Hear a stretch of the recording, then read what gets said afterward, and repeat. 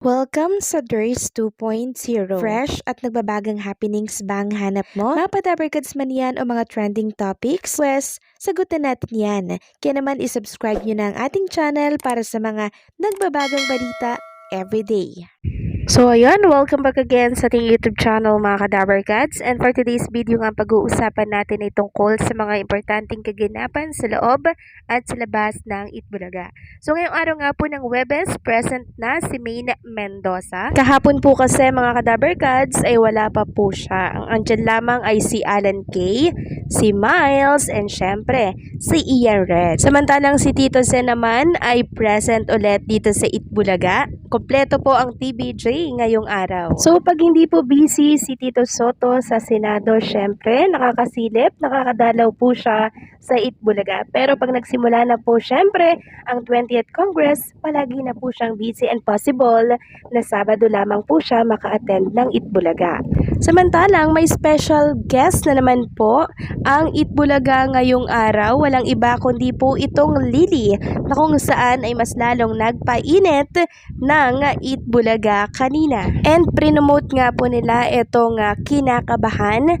Out na daw ito ngayon. So nakakatuwa lang mga Kadabarkads dahil everyday na pong may special guest ang Itbulaga Studio. Samantalang si Yunyul Kim present ulit sa Sugod Mall mga kapatid. And dahil nga po dyan mga Kadabarkads, may pakik po ang TPJ Production sa kanya. So live na binati po siya ng happy birthday dito sa Itbulaga. Talagang legit Dabarkads na po siya at kabilang na siya sa mga Dabarkads natin. So, ang Sugod Mall mga kapatid po ay nasa Robinsons Imus ngayong araw. And talaga namang dinagsana naman po ang mga Dabarkads natin dyan. And kung inyong mapapansin nga mga Kadabarkads, hanggang upper box, punong-puno po ng mga live audience dyan sa Robinsons Place, Imus, Cavite. Talaga namang mainit po na tinanggap ang mga Dabarkads natin dyan. And syempre yung nasugod mall mga kapatid po mga Kadabarkads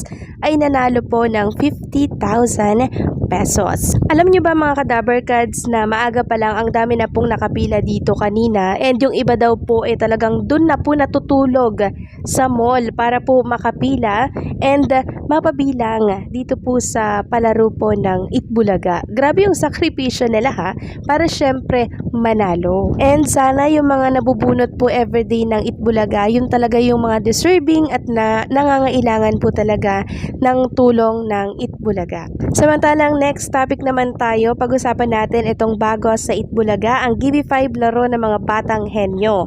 So sa mga gusto pong sumali, narito po ang importanteng dapat ninyong malaman. Mag-audition na po. 2 kids plus isang guardian.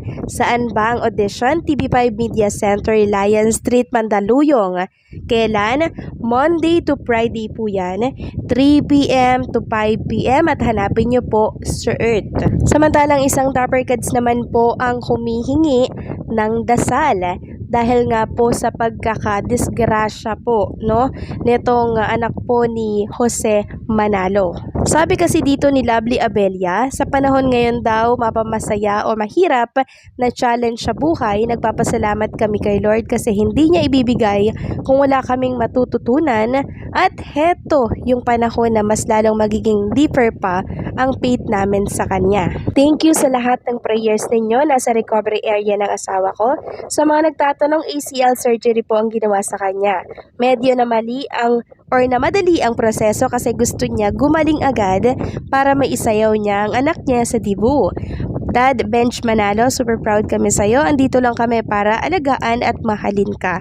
Excited kami sa mga travels at fitness journey natin. So yung anak po ni Jose Manalo mga Kadabarkads ay inoperahan. Kaya naman humihingi po ng dasal ang asawa pong si Lovely Abella para po kay Bench Manalo. Samantalang kanina naman mga Kadabarkads dito po sa GB5, pinakilala po ni Sir Mon yung kanyang mga estudyante. Ito po yung mga batang version na mga Dabarkads host natin. So si Boss Joey dito kamukha po ni Jacob. Si Maine Mendoza naman para siyang foreigner, di ba? And ang nakakatuwa mga ka-Dabarkads, grabe sila kay Raisa May Dizon. Sabi nga po ni Bossing Vic Soto, wala na daw kasing ibabata pa or ibabibi pa, kaya yan na lang daw yung inilagay na picture ni Raisa May.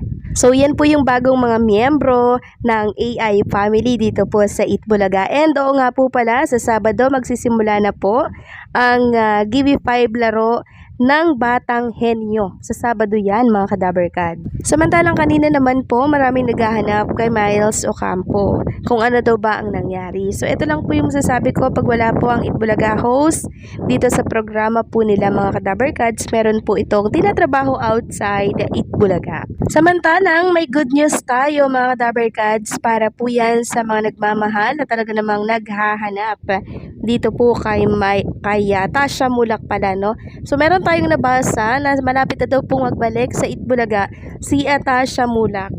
Nilinaw po ng magkapatid na Bal, TV, etc. At itong si Veronique Biba Artist Management. Ito po yung handler ni Tasha Mulak. So sabi dito nilinaw na magkapatid na Bal at Veronique Biba Artist Management ang estado ngayon ng baby naming si Tasha Mulak na super namimiss na ng kanyang mga Dabarkads sa Itbulaga. Sabi po ng handler ni Tasha, she will be back in EB soon. Nagkaroon lang talaga kami ng agreement na mag-focus muna si Tash sa upcoming series niyang Bad Genius. Malapit na yung matapos, taping na, good for 1 season. Syempre, siya yung pinakabida roon at first project niya. Ito kaya, we need to give her all the support at siguraduhin mai-launch siya as a good actress soon. Miss na rin niya syempre ang EB hosting at mga Dabarkads niya roon. Paliwanag ng magkapatid na nag-handle sa career ng maganda at very talented ding anak ni Aga Mulak at Chardin Gonzales. Iba pa syempre ang bonggang-bonggang takbo ng career ng kakambal nitong si Andres na patuloy na pinagkakaguluhan sa mutya ng Section E na nasa TV5 na ngayon, araw-araw, 6:45 PM.